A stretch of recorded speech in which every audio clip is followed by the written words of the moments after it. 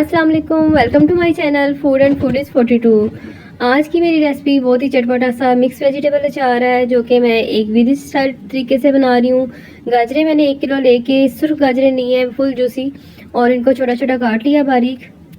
Lemon लिए हैं, इनके बीज निकाल के इनको हाफ काट लिया है। आप चाहें तो इसके 4 पीसेस भी कर सकते हैं। और सब्ज़ मिर्चें ली हैं, इनको भी मैंने छोटे स्लाइसेस में काट लिया है। आप चाहें फुल भी रख सकते हैं। सबसे पहले गाजरों में मैं 3 टेबलस्पून सिरका मिक्स करूंगी और मिक्स करके इसको 15 से 20 मिनट के लिए छोड़ दूंगी ताकि गाजरों में इसका अच्छा सा खट्टा टेस्ट आ जाए, ये खट्टी मीठी बने। अगर आपको खट्टा अचार पसंद नहीं है तो आप ये सिरके वाला स्टेप जो है इसको स्किप कर सकते हैं, लेकिन ये कर लेंगे तो इसका आपके अचार का बहुत अच्छा टेस्ट आएगा। तो इन गाजरों को मिक्स करके तकरीबन 15 मिनट के लिए रखना है। अब इनके ऊपर जो मसाला लगाना है वो नमक और हल्दी है। हल्दी जो है 1 टेबलस्पून है और नमक 2 टेबलस्पून है। इन सारी चीज़ों को अब हम मिक्स करेंगे। इन्हीं सिरके वाली गाजरों में मैंने सब्ज़ मिर्चें और नींबू भी मिक्स कर लूँगी ताकि जो सिरका है वो इनके साथ भी लग जाए और टेस्ट इनमें भी आ जाए। अब इसमें जो मसाला मिक्स करके किया है नमक और हल्दी, इसको लगाएंगे और उसको मिक्स कर लेंगे। इनको लगाने के बाद एक टोकरी में डाल के तकरीबन ओवरनाइट मैंने इसको स्टे देना है। मैं इसको शाम को लगा रही हूँ ताकि ये सारी रात पड़ा रहे, इसमें से अच्छी तरह से पानी निकल जाए। अगर आप शाम को नहीं लगा रहे तो कम से कम इसको 7 से 8 घंटे जो है स्टे दें और टोकरी में डाल के ऊपर कोई मलमल का कपड़ा दे के रख लें। अगर आपके घर में धूप आती है तो अच्छा है, इसको धूप में रख लें। मैंने इसको आधा घंटे के लिए धूप में भी रखना है। ये मैं इसको रखने लगी हूँ। ये ले जी, ये तकरीबन 10 घंटे 12 घंटे गुजर चुके हैं। इसके बाद मैंने इसको आधा घंटा धूप में रखा था। ये बिल्कुल ड्राई हो गए, इसमें से पानी निकल चुका है।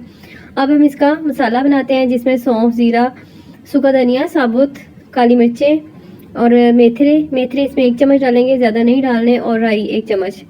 सौंफ और सूखा धनिया ज़्यादा डलता है, इससे इसका टेस्ट बहुत अच्छा आता है। सारी चीज़ों को हम शैलो फ्राई करेंगे।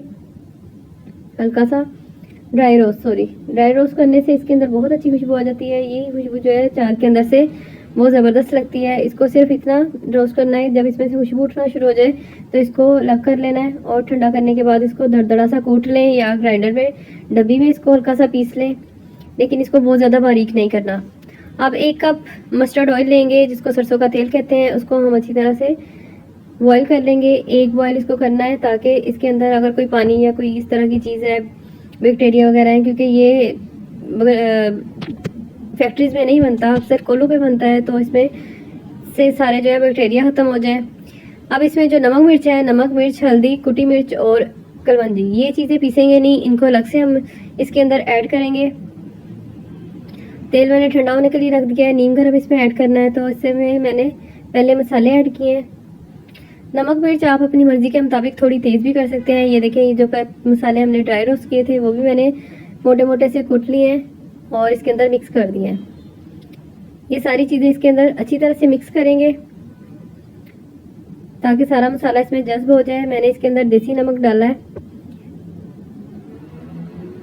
और इसको थोड़ी देर के लिए रख देंगे।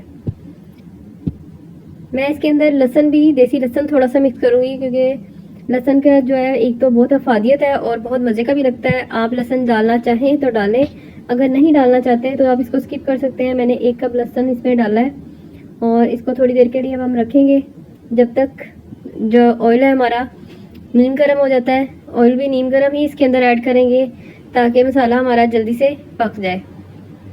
इसको आपने शुरू में 1-2 दिन जो है खुले मुँह वाले बर्तन में रखना है ताकि इसको हिलाते रहें। फिर इसको आपने जार में बंद करके रखना है। ये 3 से 4 दिन में अचार हमारा रेडी हो जाता है खाने के काबिल। और इसको अगर आप चाहते हैं कि इसकी शेल्फ लाइफ बढ़े तो इसको 2-3 दिन बाद इसको अच्छी तरह से हिलाते रहें। ये देखिए, हमारा अचार जो है ऑलमोस्ट रेडी है। अब ये इसको हम सेव कर लेंगे जार में ताकि इसको 6 से 7 महीने तक यूज़ कर सकें। देखिए, बहुत ही मज़ेदार, अच्छा और स्पाइसी बना है। अगर आपको मेरी रेसिपी पसंद आई है तो प्लीज़ चैनल को लाइक करें और सब्सक्राइब करें। अल्लाह हाफिज़, शुक्रिया।